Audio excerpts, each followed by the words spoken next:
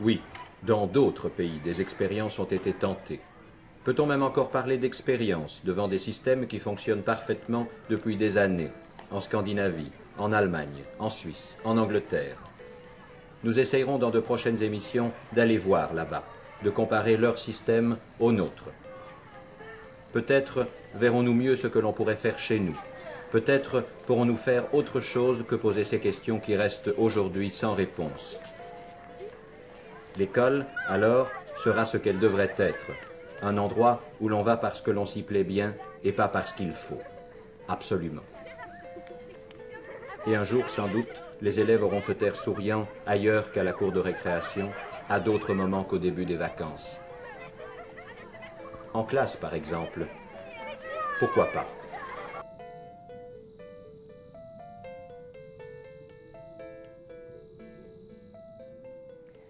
Comment mes parents me voyaient quand j'étais petite, c'est compliqué. C'est très compliqué, ouais. Oh, ça c'est une longue histoire que je vais essayer de faire en bref, mais bah déjà à la base, mon frère et moi, on est tous les deux adoptés, donc c'est déjà un certain, allez, un certain impact. J'étais dans une famille hyper catholique, donc la chorale, à l'église tous les dimanches, même les fêtes de Noël, c'était que avec ceux de la paroisse.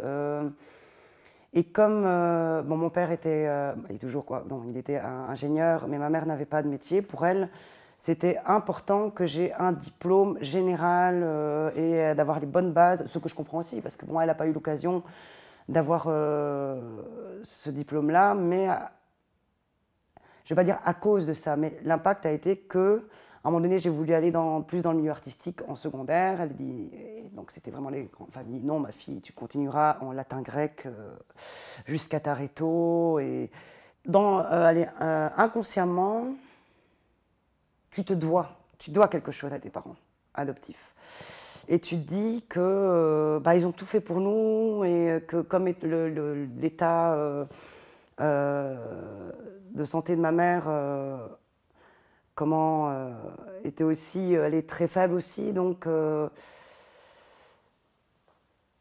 on faisait tout en fonction d'eux. Et pas mon frère, mais bon, c'est comme dit, les plus grands, ils ouvrent la porte. Donc, et puis c'était un garçon.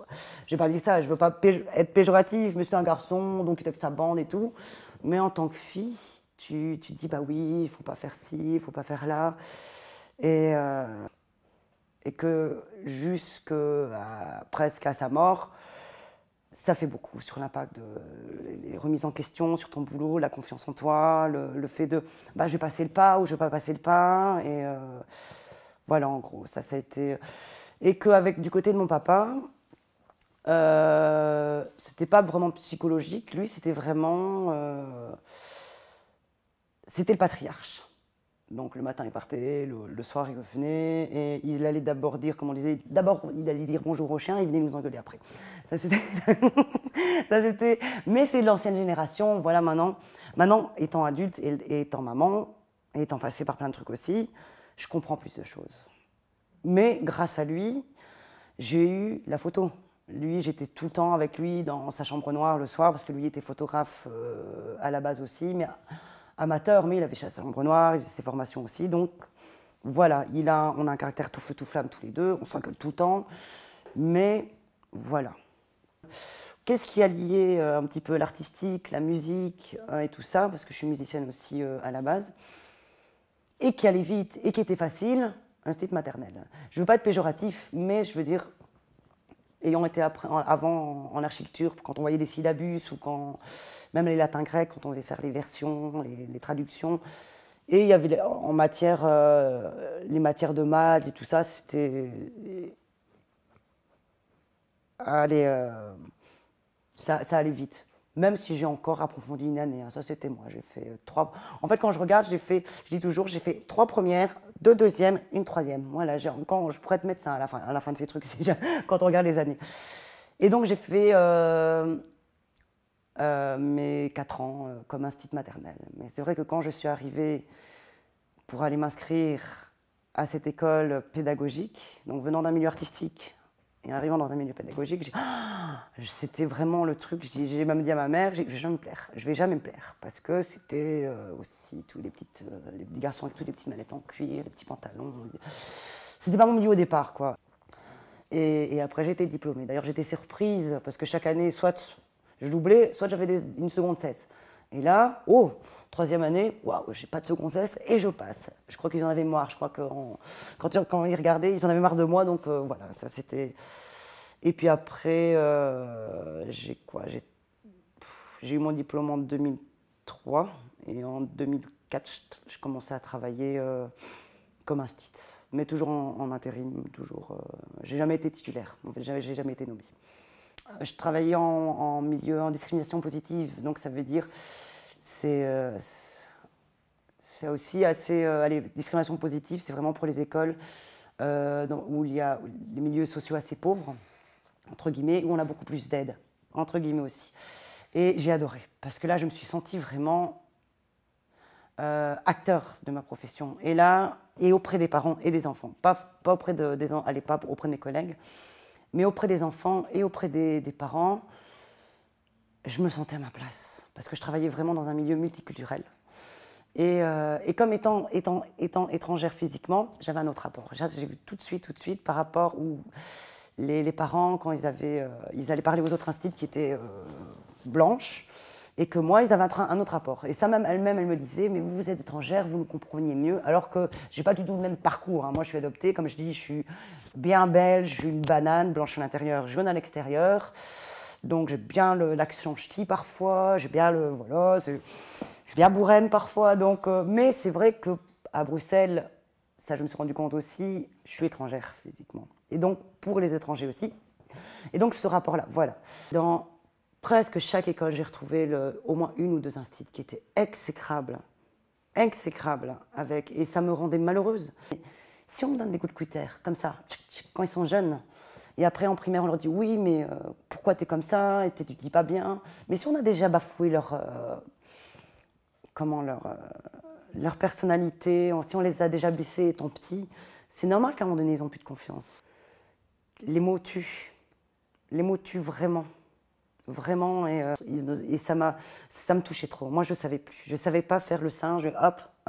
Moi, D'ailleurs, je rentrais en pleurant dans le bureau de la direction, et à la fin, quand j'ai dit que j'arrêtais, et la direction m'a très bien comprise, d'ailleurs, ils m'ont dit, on te rend ta liberté, Marie. Je ne pouvais plus, et c'est pour ça que cette année, j'ai dit, j'arrête, ça me tue. Même si mon père n'est pas toujours d'accord, hein, pour l'instant, voilà, tout ça, il dit oui, retourne dans ton boulot d'avant, t'étais bien, t'étais instit et tout ça. Mais je lui ai dit, mais pourquoi j'étais instit maternelle? C'est parce que vous vouliez que j'ai un diplôme tout de suite et que voilà, il me fallait voilà, c'était vraiment cette influence. Il dit oui, tu dois avoir ça, un truc stable. Et c'est normal parce que c'est la génération d'avant, je veux dire, et que maintenant ils comprennent moins, c'est normal aussi, parce qu'ils ont leur génération, ils commençaient un truc au début jusqu'à la fin, que maintenant, et les métiers artistiques à ce moment-là, c'était, voilà, même si mon père, lui, il a son frère qui est artiste, photographe aussi, bah, c'était la bête noire dans sa famille. Ils étaient 6 frères et sœurs, mais c'était la bête noire, mon oncle. Et donc, ouais, voilà, en gros, je vais peut-être me casser la gueule, hein. Ça je sais, je dis ici, c'est vraiment l'année test, j'ai tout lâché, j'ai tout, voilà. Mais c'est le moment où je respire. Et c'est les moments où, même dans beaucoup de choses, j'avance un peu mieux, où je vois plus clair, ou même, voilà, c'est vraiment cette année, le déclic, cette année, quoi, Si l'enfant que j'étais avant me voyait maintenant, dit...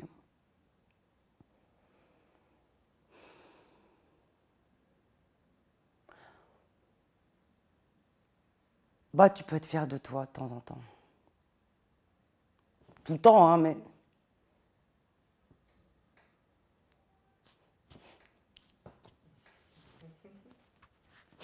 C'était beaucoup pire que ça.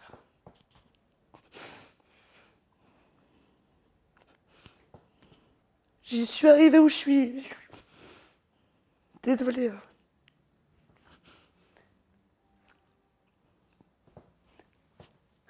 J'y arrive.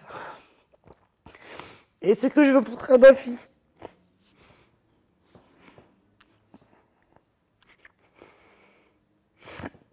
Désolée. Je dirais à ma fille, je dis, t'es passée par des grosses merdes, mais t'y es arrivée. Et t'es là, et t'es toujours là, et t'es entourée des bonnes personnes, vraiment. Et franchement, je dis aux jeunes, croyez en vous. Et voyez vraiment ce que vous avez à l'intérieur. Vous laissez pas faire par ces connards, parce que vous êtes des personnes bien. Vraiment. Et la petite Marie, là, elle dit, bah, tu croyais au rêve de Cendrillon que tes parents ils ont dit, tu as voulu faire ce que tes parents ils ont dit. Non, crois en toi d'abord. Vraiment. Voilà. Désolée. De rien. Voilà, c'est beau. Merci. Merci. Vraiment. C'est la vie, hein. Je veux dire, on rencontre tous, on a tous notre parcours.